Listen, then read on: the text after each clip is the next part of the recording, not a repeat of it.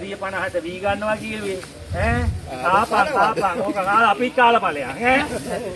මං කිව්වනේ හරකෝ උඹට මේක කරන්න බෑ කියලා ඔබ තනකොළ කාලා ගොයන් කාලා පෙන්නලානේ ආවේ මේ කරනවා කියලා බ්‍රෝඩ මොකද්ද බලපලාට මේක කරන්න බෑනේ ඔක කරන්න බැරි නම් දමලා ඵලයන් බං හරකෝ හරකෝ මං කිව්වනේ උඹට මේක කරන්න බෑ කියලා යන්ට ආවේ නෑනේ මං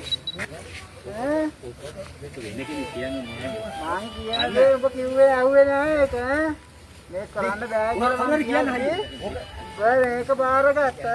තනකොළ කාලා ගොයන් කාලා විල්ල තමයි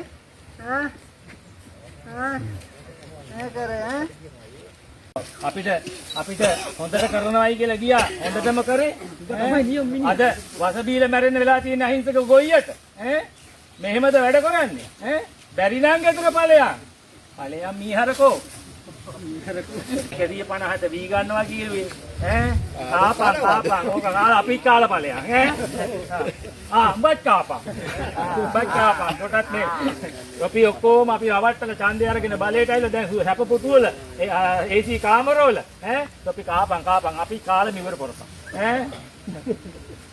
අපි බලේ දුන්න අහිංසක ගොවි ටික අන්තිමට ගොයියට කෙලියා